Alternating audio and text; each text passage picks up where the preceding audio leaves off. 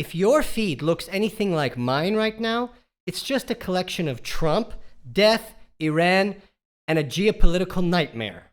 The captions read, "This is only the beginning. The real crisis is what Trump leaves behind. This war will fail. Iran's deadly trap is set." And the whole world has this weird fascination with Trump, myself included. He's funny. He's shameless. He walks into every room with a middle finger. And for those of us sensitive in a normal human way, and yet still fed up with wokeism, he did kind of break us out of that. And so we were almost content with him, even though he's one of the world's worst human beings. There was a moment when we were all just like, let's be optimistic. Let's give everybody their day, even though he had 4 years before. But now it's truly undeniable how badly it's going. The world is in a terrible spot right now. And so you have this counter-woke, thick-skinned, say-anything compelling guy, but his talk got him this far, but no farther. Icarus flew too close to the sun. Americans and people all over the world are opening up their banking apps and seeing how low their funds are, unable to pay for simple things like groceries and gasoline. And so let me ask you, Trump, who is winning? And I think we all know the answer to that. You are. At the expense of us.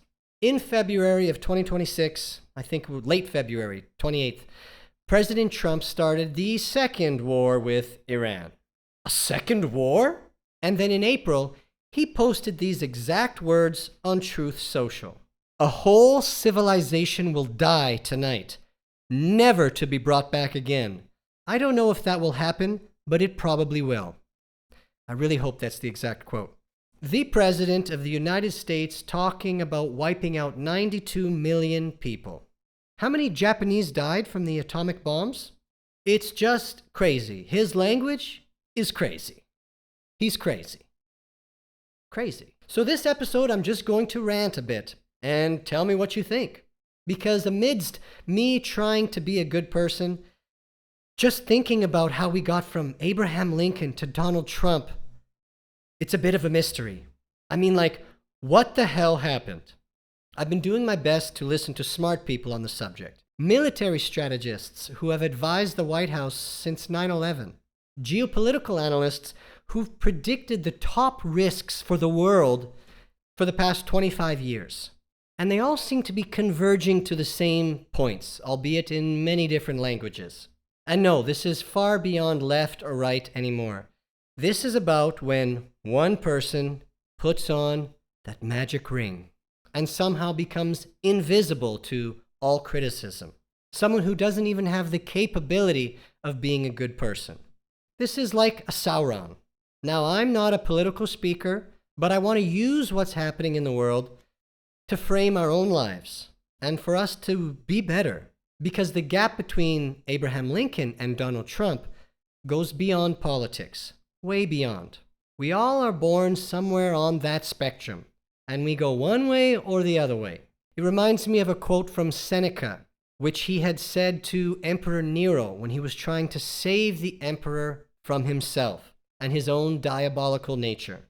"Anyone can violate the law to kill, none but I to save." Yeah, I didn't really understand it at first, but what I think it means is that any vagabond can pick up a knife and kill somebody. What is difficult, what is divine, is to have the power to kill, but to choose not to. Any fool can destroy. Only the powerful can show mercy.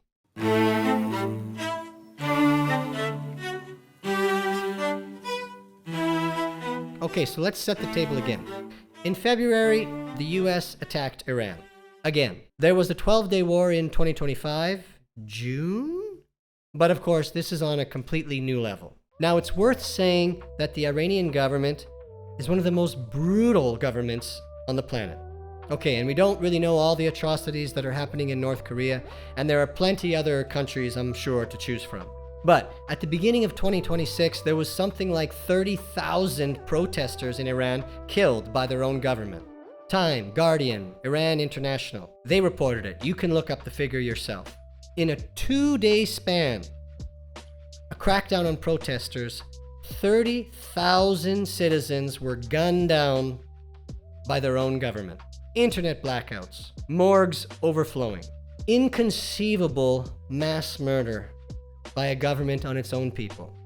Confusing, infuriating, sad beyond measure, inhumane, and the list goes on. So I'm not defending the regime. It seems that dictators always turn out to be monsters. But just because a country is bad doesn't mean that bombing them into rubble is good. You don't become a hero just by cutting off the head of the Hydra. From what I've heard is that Iraq, Afghanistan, all the way back to Vietnam fell into this same trap, biting off more than you can chew. To invade, you must have a plan. This is what never wars are created from. There's no end. It's so difficult to topple a regime and then put in its place a functioning democracy. And didn't Trump say that he was against never wars? So back to what happened. After Venezuela, Trump then went over to Iran and assassinated the Ayatollah. Iran at some point then shut down the Strait of Hormuz, which is a checkpoint for something like a fifth of the world's oil supply. Gas prices have spiked. Biggest 1-month jump since the 1960s. There's something called the Consumer Sentiment Index out of Michigan, and it hit its lowest number in about 75 years. Lower than 2008. Lower than COVID.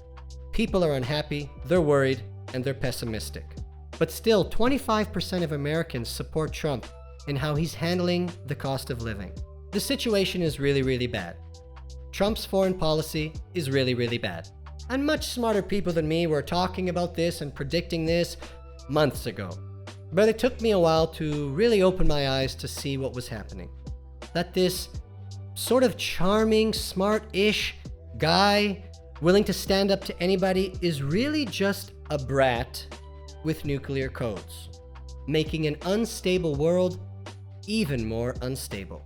Trump obviously feels alive when all eyes are on him, but it's almost like he wants to set the world on fire. Just like that quote from The Dark Knight, "Some men just want to watch the world burn." That can probably be attributed to Trump, except that he will not burn along with the world. Now look, Trump beat the odds in 2016. Everybody was ignoring him, laughing at him, saying how cringe he was, and he won. I mean, that's impressive.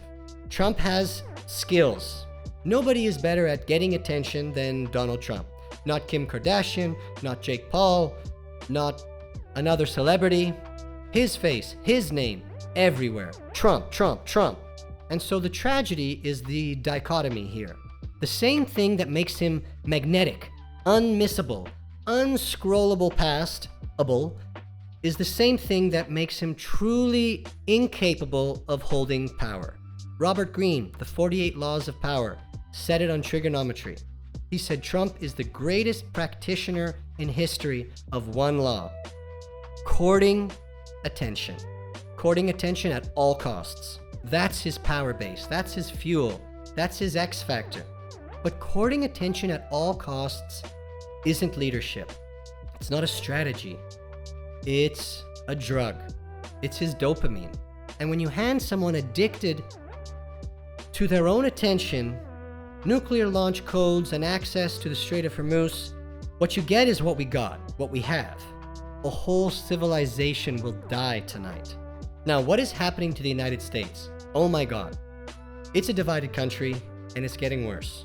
And Trump, I don't know, something about him in this situation reminds me of the Matrix. It's like the United States is Zion. It needs to be completely destroyed to be built up better again. It is beyond saving. So Trump is like the chosen one. He's Neo, but he's obviously the anti-Neo. He's this awful kid in a candy store. So let's bring this back to us. What can we learn, the ordinary folks? What did the Greeks and Romans and Stoics all say in their own way? Who should be trusted with the ring of power? And the answer is probably nobody that actually wants it. Here's the thing about confidence and power and projection and attention and force in regular life. Choosing one over another makes it very complex. It's nuanced. It depends. You're not less of a man if you're not Andrew Tate. But if you're the polar opposite of Andrew Tate, you're probably not a man either. As Jordan Peterson said, you have to be slightly dangerous as a man. Not dangerous in that you enact violence, but you should be capable of it, but just choose not to. A weak man is not a threat, and he does not attack because he won't. He doesn't because he can't. And there are things in our society, poker, bluffing, lying, that sometimes make us feel good or are like shortcuts to getting ahead. If you're a kid on a playground getting bullied, sometimes it's better to project more confidence than you're feeling, to save yourself. And sometimes you just have to be willing to fight to make the other person back down. Fake it until you make it. Thick-skinned is good. But there's a difference between trying not to care so much about what other people think and not caring at all. Narcissism, I'm not saying is not ever useful, because the world will roll you over. And looking back at my life, I know when I've gone too far with my ego, with my self-centeredness. But there are also situations where I feel, shoot, I did not go far enough. It's like the Force in Star Wars. It has to be balanced. Now there's this concept called the Dark Triad. Narcissism, Machiavellianism, psychopathy. Bring in Trump. His self-aggrandizement, narcissism. His manipulation, Machiavellianism. His impulsivity, the randomness, the chaos, psychopathy. Now there's no denying that Trump's tough. He's proving himself to be a fighter. But there's a person who's tough because they're able to absorb a punch, and someone who's tough for all the wrong reasons. Trump absorbs punches from everyone without seeming to feel anything. It's like he's incapable of feeling bad or shameful.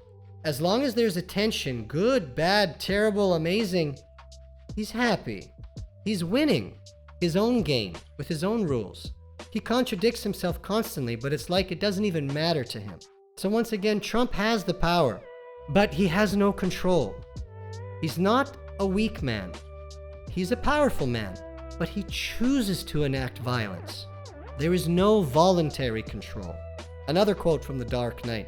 He's like a dog chasing tires, and he doesn't seem to know what to do with one when he catches it. If you could be invincible with zero consequences, would you act justly? A lot of people won't. Many of us say we will, but only for appearances. What do you really think you'd do? And so these power dynamics that we all play, they run through all of us.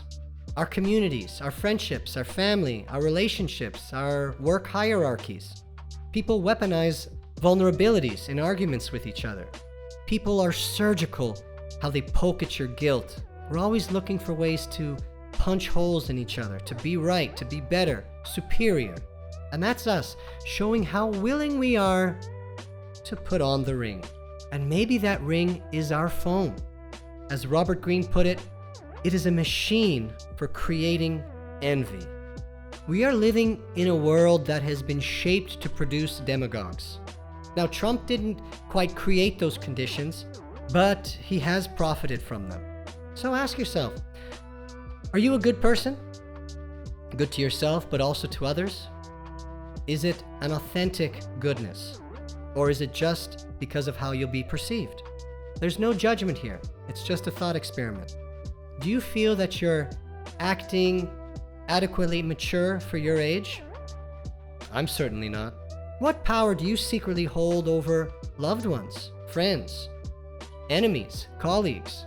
Do you double down when you know you're probably wrong, just so you don't have to apologize? What would you 10 years from now say about you right now?